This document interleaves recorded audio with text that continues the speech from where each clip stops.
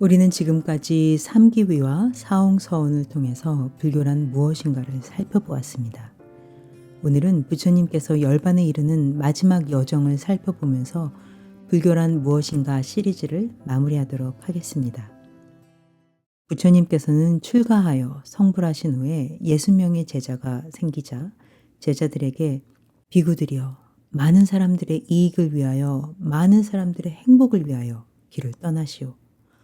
세간을 연민하여 천신과 인간의 복리와 이익과 행복을 위하여 둘이 한 길로 다니지 마시오. 비구들이여 처음도 좋고 중간도 좋고 마지막도 좋은 법을 의미 있는 말로 명쾌하게 설하시오. 완전하고 원만하고 청정한 범행을 드러내 보여주시오. 비구들이여 나는 법을 설하기 위해서 우루엘라에 있는 세나니가마로 갈 것이요. 이렇게 전법을 당부하신 후에 우루엘라에 가서 당시에 가장 큰 세력을 가진 까사파 삼형제를 제도하시는 등 평생을 많은 사람들의 행복을 위해서 유행하셨습니다.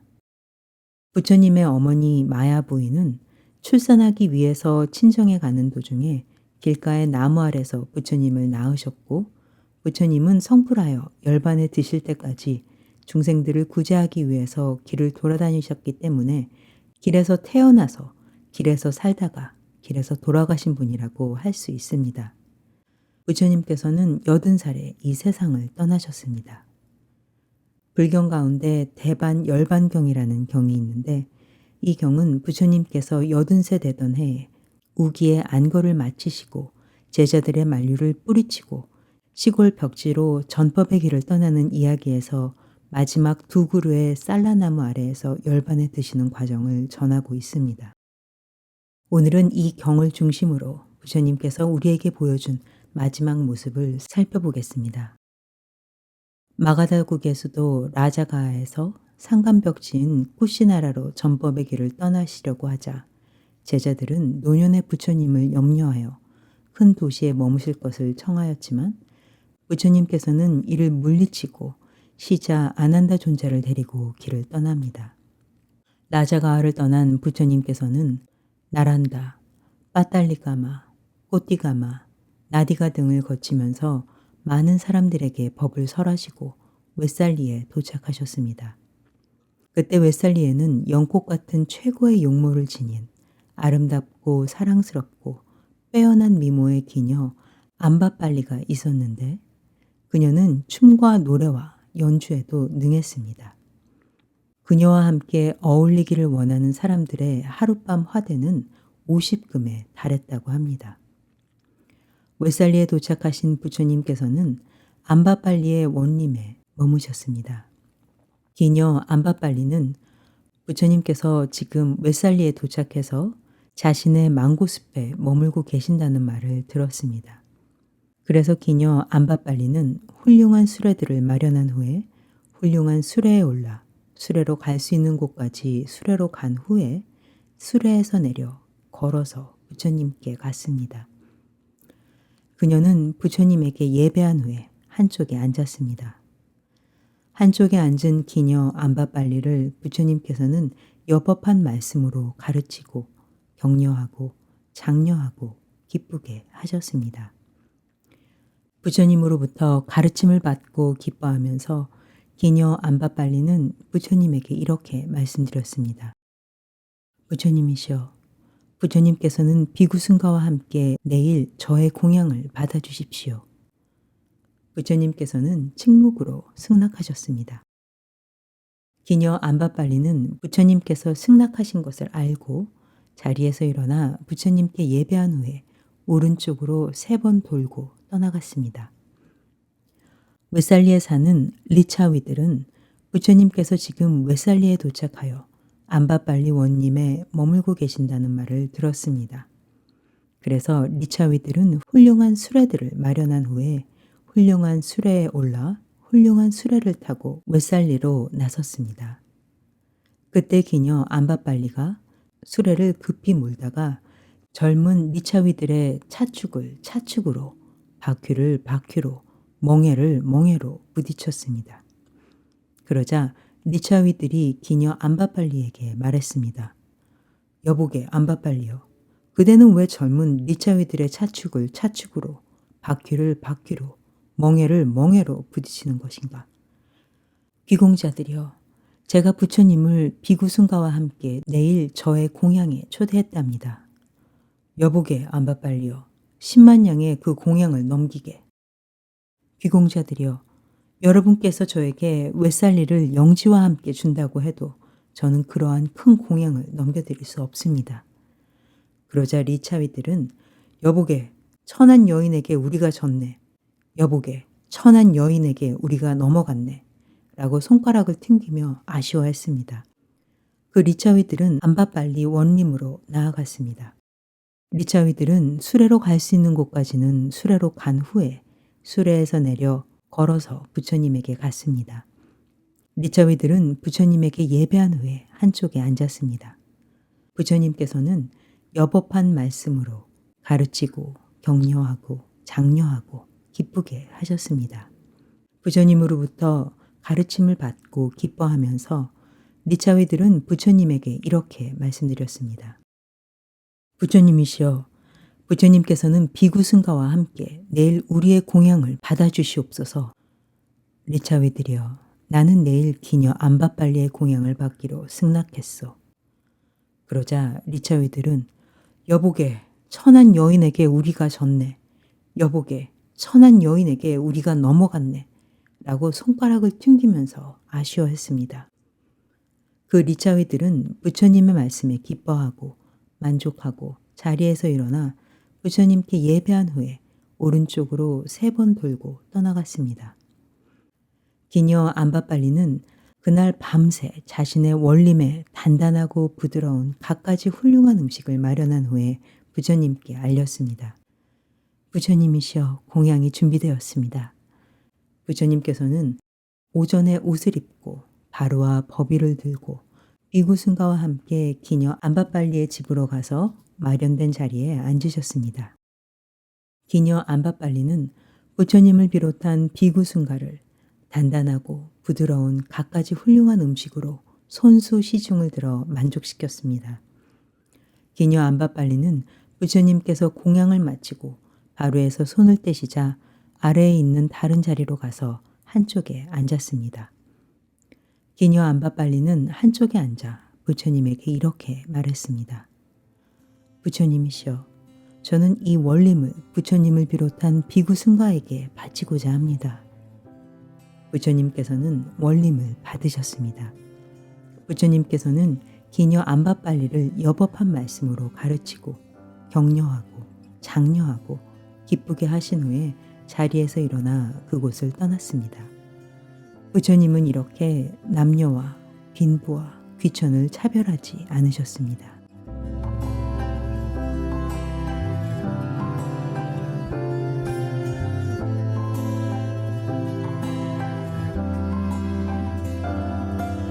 부처님께서는 암바빨리 원림에서 적절하게 머무신 후에 아난다 존자에게 분부했습니다. 아난다여, 가자. 이제 벨루아 가마가로 가자. 네, 부처님. 아난다 존자는 부처님에게 이렇게 대답했습니다. 부처님께서는 큰 비구승가와 함께 벨루아 가마가에 도착하여 벨루아 가마가에 머무셨습니다. 그곳에서 부처님께서 비구들에게 말씀하셨습니다. 비구들이여, 그대들은 모두 웨살리에서 친구나 지인이나 동료를 따라 우기 안거에 들어가도록 하시오. 나는 벨루아 가마가에서 우기 안거에 들어가겠소. 그 비구들은 그렇게 하겠습니다, 부처님이시여 라고 대답하고 모두 웨살리에서 친구나 지인이나 동료를 떠나 우기 안거에 들어갔고 부처님께서는 벨루아 가마가에서 우기 안거에 드셨습니다. 그런데 안거 중에 부처님에게 심한 병이 생겨서 죽을 정도로 극심한 고통이 생겼습니다. 부처님께서는 주의 집중과 알아차림으로 괴로워하지 않고 참아냈습니다. 그때 부처님께서는 이렇게 생각하셨습니다. 내가 시자에게 알리지 않고 비구승가에게 작별 인사도 없이 반열반에 든다면 그것은 적절치 않다. 정진하여 이 병을 내쫓고 살려는 의지를 가지고 머무는 것이 좋겠다. 그래서 부처님께서는 정진하여 그 병을 내쫓고 생명을 유지하려는 의지를 가지고 머무셨습니다. 부처님의 병은 진정되었습니다. 부처님께서는 병에서 회복되시자 곧 병실에서 나와서 승원의 그늘에 마련된 자리에 앉아 계셨습니다. 그때 아난다 존자가 부처님을 찾아와서 예배한 후에 한쪽에 앉았습니다. 아난다 존자는 한쪽에 앉아서 이렇게 말했습니다. 부처님이시여, 부처님께서 병을 이겨내시는 것을 보고 건강하신 것을 보니 한없이 기쁩니다. 부처님께서 편찮으시니 제 몸은 마치 술에 취한 것처럼 중심을 잡을 수 없었고 아무것도 보이지 않았습니다. 부처님이시여, 그렇지만 부처님께서 비구 승가에 대하여 무언가 말씀을 하시지 않고 반열반에 드시지는 않을 것이다 라는 생각이 들어 약간의 위로가 되었습니다. 아난다요, 이제 비구 승가가 나에게 무엇을 바란다는 말이냐? 아난다요, 나는 현교와 밀교를 구별하지 않고 진리를 가르쳤다. 아난다요, 열의 가르침에는 숨겨둔 스승의 주목이 없다. 아난다요, 만약에 누군가 내가 비구승가를 이끌겠다거나 비구승가는 나를 따른다라고 생각한다면 아난다요, 아무도 그는 비구승가에 대하여 무언가 말을 할 것이다. 아난다요, 그렇지만 열애는 내가 비구승가를 이끌겠다거나 비구승가는 나를 따른다라고 생각하지 않는다. 아난다요, 그런데 열애가 비구승가에 대해서 무슨 말을 하겠느냐? 아난다요, 나는 지금 만년에 이른 늙고 노쇠한 늙은이로서 내 나이 80살이 되었다. 아난다요, 마치 낡은 마차가 가죽끈에 묶여서 끌려가듯이 열애의 몸도 가죽끈에 묶여서 끌려가는 것 같구나. 아난다요, 열애가 일체의 외부의 상태에 마음을 쓰지 않고 어떤 감정도 사라져서 외부의 상태에서 벗어난 마음에 삼매를 성취하여 머물 때 아난다요, 그때 열애의 몸은 편안하다. 아난다요, 이제 그대들은 자신을 등불로 삼고 자신을 귀처로 삼고 다른 사람을 귀처로 삼지 말라. 가르침을 등불로 삼고 가르침을 귀처로 삼고 다른 것을 귀처로 삼지 않고 살아가도록 하라. 아난다요, 비구가 자신을 등불로 삼고 자신을 귀처로 삼고 다른 사람을 귀처로 삼지 않으며 가르침을 등불로 삼고 가르침을 귀처로 삼고 다른 것을 귀처로 삼지 않고 살아간다는 것은 어떤 것인가? 아난다요, 몸을 관찰하며 몸에 머물면서 열심히 주의 집중을 하고 알아차려 세간에 대한 탐욕과 불만을 제거해야 한다. 감정을 관찰하여 감정에 머물면서 열심히 주의 집중을 하고 알아차려 세간에 대한 탐욕과 불만을 제거해야 한다. 마음을 관찰하여 마음에 머물면서 열심히 주의 집중을 하고 알아차려 세간에 대한 탐욕과 불만을 제거해야 한다. 법을 관찰하며 법에 머물면서 열심히 주의 집중을 하고 알아차려 세간에 대한 탐욕과 불만을 제거해야 한다. 아난다요, 이와 같이 하는 것이 비구가 자신을 등불로 삼고 자신을 귀처로 삼고 다른 것을 귀처로 삼지 않으며 가르침을 등불로 삼고 가르침을 귀처로 삼고 다른 것을 귀처로 삼지 않고 살아가는 것이다. 아난다요, 지금이든 나의 사후든 자신을 등불로 삼고 자신을 귀처로 삼고 다른 사람을 귀처로 삼지 않으며 가르침을 등불로 삼고 가르침을 귀처로 삼고 다른 것을 귀처로 삼지 않고 살아간다면 아난다요, 그 비구들은 누구든지 학계를 열망하는 나의 가장 훌륭한 제자가 될 것이다. 부처님 스스로 교단을 이끄는 지도자라고 생각하지 않았다는 말씀은 놀랍습니다. 부처님께서는 진리를 깨달았다는 사실이 다른 사람을 지배하는 권력이 될 수 없으며 되어서도 안 된다는 것을 분명하게 이야기하고 있습니다. 수행을 하면서 흔히들 성불하여 중생을 제도하겠다라고 얘기합니다.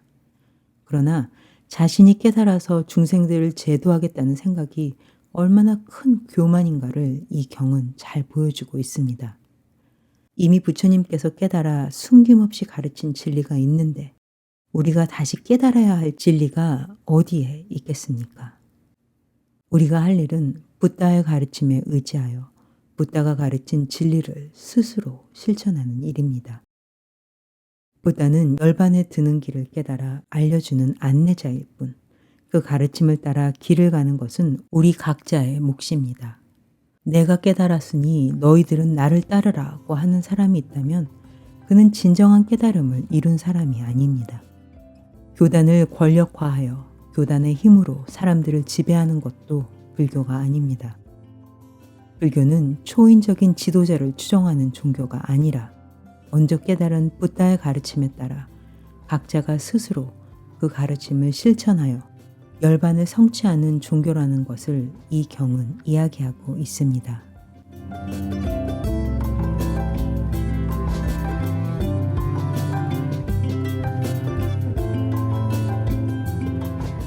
부처님께서는 부처님 사후의 후계자 문제를 걱정하는 아난다 존자에게 부처님의 가르침에는 불자를 지도할 지도자나 후계자는 없다는 것을 밝히시면서 모든 것을 남김없이 가르친 가르침에 의지하여 각자 스스로 공부하는 것이 불교라고 말씀하셨습니다. 부처님께서는 벨루아 가마가에서 우기 안거 중에 심한 병을 앓으셨고 세상과의 인연이 다해감을 느끼십니다. 부처님께서는 아난다 존자에게 아난다여, 태어난 것을, 존재하는 것을, 유의를, 쇠멸법을 어떻게 사멸하지 말라고 할 수 있겠는가? 그런 일은 있을 수 없다. 아난다여, 열애는 수명을 유지하려는 의지를 버리고 내려놓고 벗어나고 포기하고 단념하고 놓아버렸다. 열애는 머지않아 열애의 반열반이 있을 것이다. 석 달 후의 열애는 반열반에 들 것이다 라고 말씀하시고 웨살리 부근에 있는 비구들에게 가서 모두 강당에 모이도록 하셨습니다. 부처님께서 비구들에게 말씀하십니다. 비구들이여, 이제 그대들에게 당부하고자 하오. 제 행은 쇠멸법이니 방일하지 말고 무아의 열반을 성취하도록 하시오. 머지않아 열애의 반열반이 있을 것이오. 석 달 후의 열애는 반열반에 들 것이오. 이렇게 열반을 예고하신 부처님께서는 다시 길을 떠나 보가나가라를 걸쳐 빠와에 도착하여 대장장이 쭌다의 망고숲에 머무셨습니다. 대장장이 쭌다는 부처님께서 지금 자신의 망고숲에 머물고 계신다는 말을 듣고 부처님을 찾아갔습니다. 부처님에게 가서 부처님으로부터 가르침을 받고 기뻐하면서 대장장이 쭌다는 부처님에게 말씀드렸습니다. 부처님이시여, 비구승가와 함께 내일 저의 공양을 받아주십시오. 부처님께서는 침묵으로 승낙하셨습니다. 대장장이 쭌다는 그날 밤 자신의 집에 훌륭한 음식과 풍성한 전단수의 버섯 요리를 마련한 후에 다음날 부처님을 모시고 맨 먼저 부처님께 음식을 올렸습니다. 그런데 그 버섯 요리에 독버섯이 섞여 있었습니다. 음식을 드신 부처님께서 대장장이 쭌다에게 분부했습니다.